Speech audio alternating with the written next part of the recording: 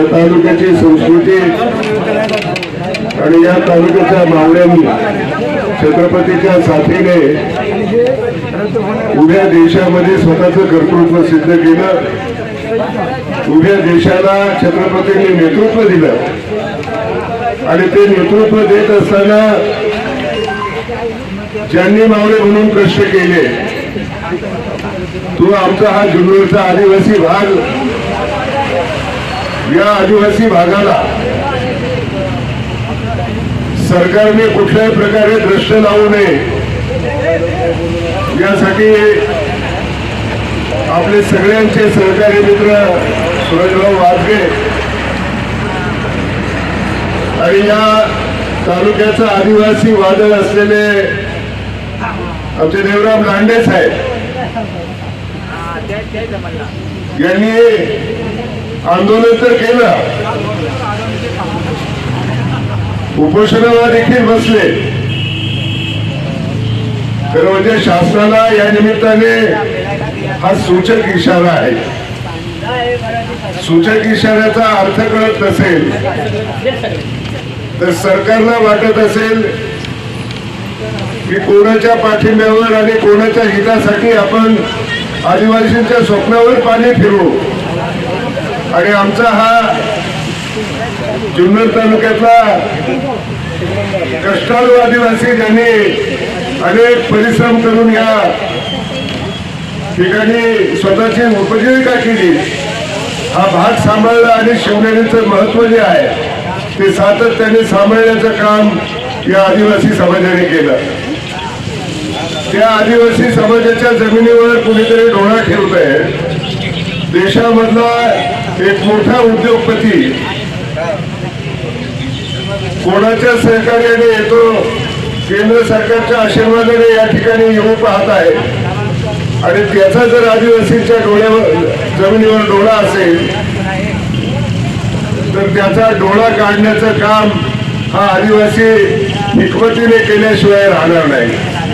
आणि मी या ठिकाणी मुद्दाम सांगू इच्छितो, राजकारण अनेक पक्षांचं असेल, सत्तेत कुणी लोक असतील, कुणी विरोधात असतील, पण या आदिवासी समाजावर ज्यावेळी वेळ येते त्यावेळी आणण्यापासून नाण्यापर्यंत हा सगळा तालुका सर्वपक्षीय एकत्र आहे आणि आम्ही सगळे लोक या आदिवासींच्या हक्कासाठी, आमच्या छत्रपतींचा मानबिंदू असलेला हा समाज, या समाजाच्या रक्षणासाठी राजकारणातले वेगवेगळे पक्ष सोडून देऊन सगळे नेते मंडळी, सर्व पक्षी मंडळी आम्ही एकत्र येऊन शक्ती उभी केल्याशिवाय राहणार नाही. या उपोषणाच्या निमित्ताने हा इशारा दिलेला आहे. या विभागाचे आदरणीय खासदार अमोलजी कोल्हे साहेब यांना देखील सकाळी माझा फोन झालेला आहे. त्यांच्याशी देखील आम्ही बोललेलो आहोत. 18 तारखेला कलेक्टरकडे मीटिंग लावलेली आहे. शासनाने लवकर मीटिंग घेऊन या आघाडीला या विभागातून हुसकावून लावण्याचं काम, हद्दपार करण्याचं काम शासनाने करावं आणि जर शासनाला करता येत नसेल तर या जुन्नर तालुक्यातला एकूण एक मावळा, एकूण एक पक्षाची लोक, सगळी लोक एकत्र येऊन आघाडीला उसटल्याशिवाय राहणार नाही. आणि माझी अशी विनंती आहे शासनाला की लोकाभिमुख हे सरकार जर असेल तर कुठल्याही राजकारणाचा आढावा न घेता आम्ही सगळे बांधव एकत्र आहोत, आम्ही सर्व पक्षीय माणसं एकत्र आहोत याचा विचार करून लोकशाही मार्गाने संवेदनशील राहून या आडवणीला जिथं घर बांधायचं तिथे दिल्लीला जागा द्यावी, जुन्नर तालुक्यात याला जागा देऊ नये. जुन्नर तालुका हा छत्रपतींचा तालुका आहे आणि या तालुक्यामध्ये स्वाभिमानी मावळा आहे.